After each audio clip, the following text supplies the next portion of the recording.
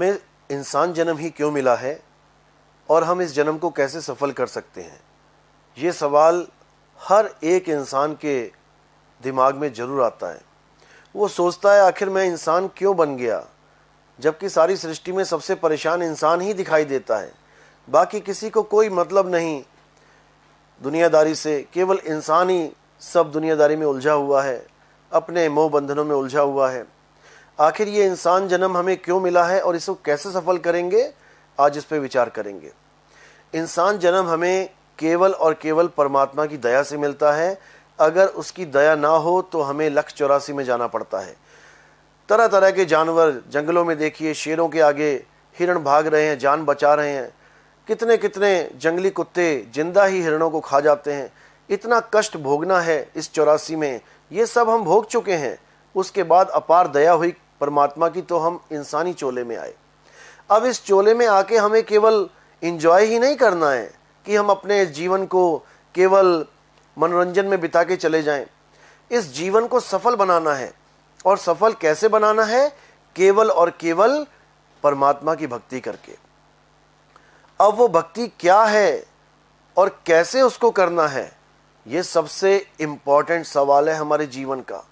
क्योंकि तरह तरह की भक्तियों में लोग उलझे हुए हैं, तरह तरह के मंत्र जापों में उलझे पड़े हैं, तरह तरह के धर्मों में लोग जा चुके हैं, जबकि परमात्मा सबका एक है। कोई धर्म ये नहीं कहता कि परमात्मा दो है, सब एक ही है। फिर इतने प्रकार की भक्तियां करके हम कहाँ जाना चाहते हैं? इसलिए हमें केवल और केवल सत्य की भक्ति करनी चाहिए। इस सत्य की भक्ति को करके ही हम परमात्मा को पा सकते हैं। लेकिन सत्य की भक्ति हम तब कर पाएंगे जब हम ये जान पाएंगे कि सत्य है क्या और असत्य क्या है। हम कहीं झूठ के लड़ तो नहीं लग गए हैं, कहीं हम झूठे को ही सच्चा तो नहीं मान बैठे हैं। इस पे हमने विचार करना है। और ये विचार हम तब कर पाते हैं जब हमारे जीवन में कोई गुरु आता है। गुरु ही हमें समझाता है कि सच क्या है और झूठ क्या है, सार क्या है, असार क्या है। कबीर साहब कहते हेलो, जो बाकी रोग हैं जैसे कैंसर है, टीबी है, टाइफाइड है, कोई हार्ट फेलियर, कोई कुछ भी, वो काया के रोग हैं। जो तुम्हें रोग लग गया है इस जीव को, वो जन्म मरण का रोग है। ये काया के रोग तो ठीक हो जाएंगे, ठीक है, टाइफाइड हो गया ठीक, टीबी हो गई ठीक, और कोई बीमारी हो गई ठीक, लेकिन ये जन्म मरण का रोग ठीक नहीं होने वाला। बार बार पैदा होना, बार बार मरना, यही जन्म मरण का रोग है। और इस बार तो इंसानी चोले में आ गए। इस बार तो एक ऐसी माँ मिल गई जो इंसानी चोले में है, तो तुम भी इंसान बन के आ गए। और ऐसी माँ मिल जाती जिसके 4 पैर होते, अगर ऐसी माँ मिल जाए जिसके 4 पैर होते, अभी तो 2 पैर वाली के बच्चे बने हो इसलिए तुम्हारे भी 2 पैर हैं। अगर 4 पैर वाली के बच्चे बन गए, तुम्हारे 4 पैर हो जाएंगे। कुतिया होती है ना, कुतिया, उसके बच्चे 2 पैर होते हैं। उसके कितने होते हैं? 4 पैर। तो 4 पैर वाले आ गए और 6 पैर वाली माँ मिल गई। फिर 6 पैर देखे कभी किसी के? देखे 6 पैर? चींटी के 6 पैर होते हैं। अब चींटी अम्मा मिल गई, उसके अंडे में चले गए तो चींटी बन के घूमोगे। और अगर 8 पैर वाली माँ मिल गई, 8 पैर वाले देखा 8 पैर वाला कौन है? मकड़ी। अगर मकड़ी के बच्चे बन गए तो उसके जाल में घूमते फिरोगे इधर से उधर। तो इसी प्रकार जैसी माँ मिल गई वैसा ही रूप धारण करके बाहर आ जाओगे।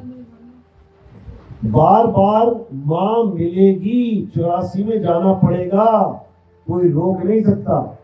इसीलिए बोला, लख 84 भटक के पौपे अटके आए, और अब की पासा ना पड़ा तो फिर 84 जाए।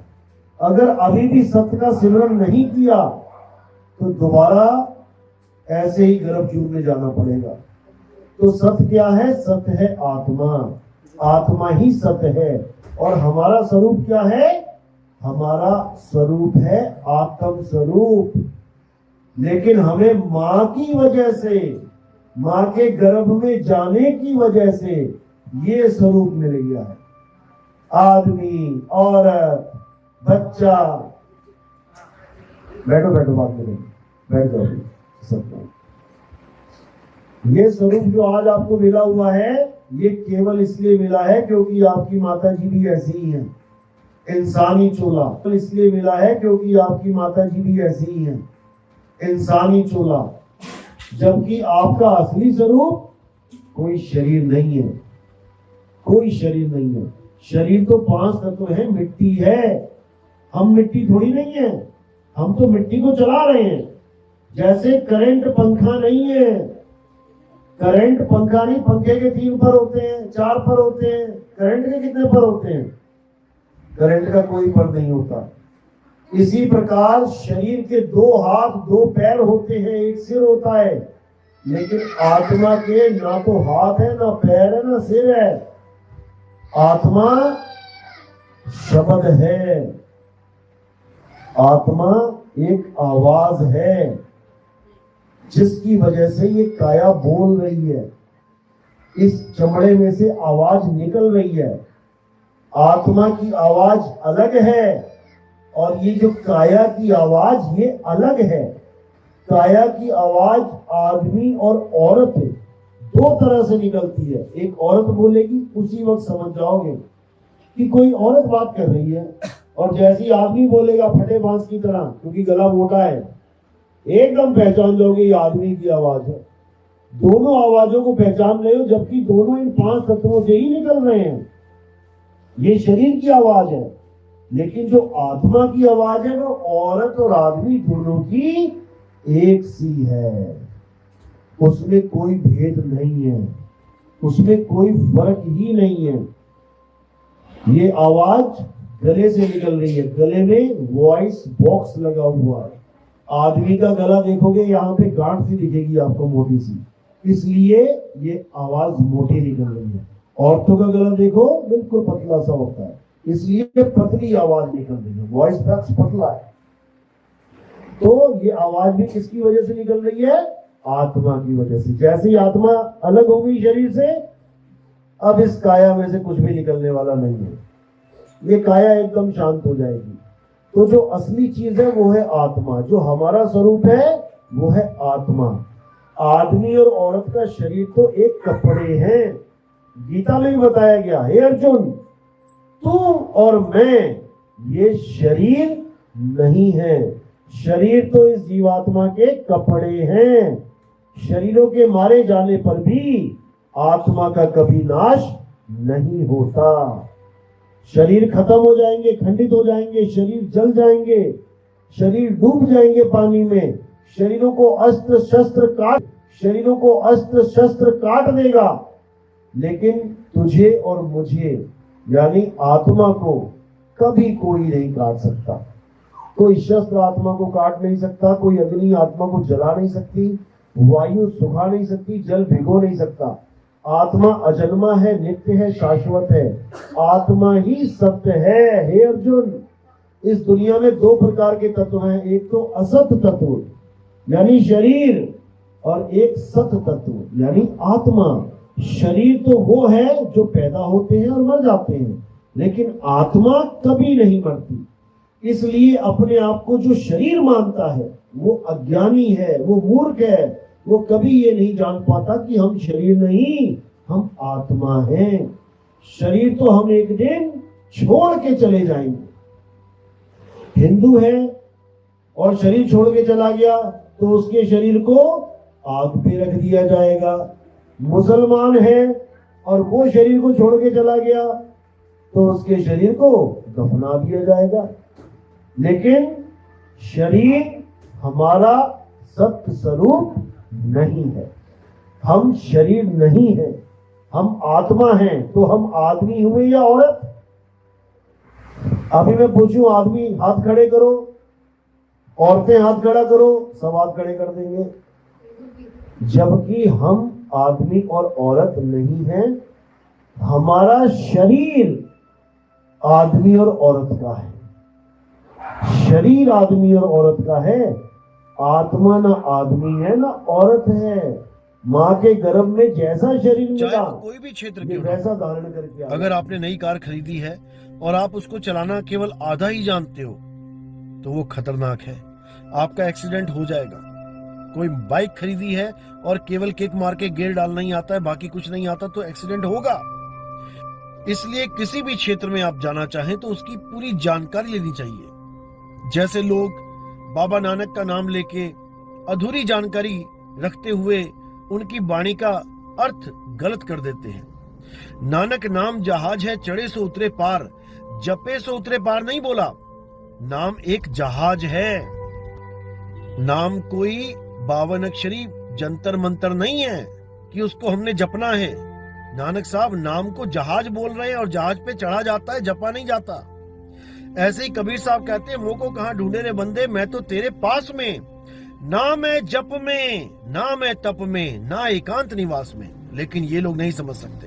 उसी गुरु ग्रंथ साहब में ये भी बोला है नानक साहब ने कि राम राम करता जग फिरे, राम ना पाया जाए। कहां जपने को बोला गुरु ग्रंथ साहब में? उन्होंने बोला है, कबीर साहब ने गुरु ग्रंथ साहब में बोला है, 52 अक्षर जोरे आन, सक्या ना अक्षर एक पहचान। 52 अक्षरों को जोड़ जोड़ के तुमने दुनिया भर के नाम बना लिए, उसके बाद तुम इन नामों को जप रहे हो, तुम्हारा कुछ होने वाला नहीं है। उस नाम को जानो जो सत्य है, ये असत नाम को जपने से कुछ नहीं होगा। नाम का कितना जप करते? महाराज जी कीर्तन करते हैं। जप कितना करते? ध्यान कितना करते? ध्यान रोज करते हैं महाराज जी। नाम का, हम नाम का कह रहे हैं। नानक नाम जहाज है, चढ़े सो उतरे पार, गुरुवाणी है। नाम कितना जप करते हैं? नाम का ध्यान। जब तक नाम नहीं जप करोगे तब तक मन पवित्र नहीं होगा। नानक साहब कह रहे हैं, अब समझ नहीं पा रहा है कि नानक साहब क्या कह रहे हैं। नानक नाम जहाज है। अब जहाज को जपना थोड़ी नहीं है। क्या करना है जहाज पे? चढ़ना है, चढ़ना है, जपना नहीं है कि नाम जपना है। नाम एक जहाज है और विहंगम चाल से चलेगा। नानक नाम जहाज है, चढ़े सो उतरे पार। नाम जपने का तो नानक साहब खंडन करते हैं। राम राम करता जग फिरे और राम न पाया जाए। बिल्कुल खंडन है कि राम राम करने से राम नहीं मिलता, राधे राधे करने से राधे नहीं मिलते, श्याम श्याम करने से श्याम नहीं मिलते, हनुमान हनुमान करने से हनुमान नहीं मिलते। ये तो कोई भेदी गुरु होगा तो उनके सत्य स्वरूप का ज्ञान करा देगा और उसके साथ जोड़ देगा। फिर वो रमता राम कहीं दूर नहीं है, वो सब में समाया है। तुझ में राम, मुझ में राम, सब में राम समाया, और सबसे कर लो प्रेम, जगत में कोई नहीं पराया। गाते तो ये हैं, लेकिन मन में देखो कितना क्रोध भरा हुआ है मुसलमानों के लिए, देखो कितना क्रोध है ईसाइयों के लिए।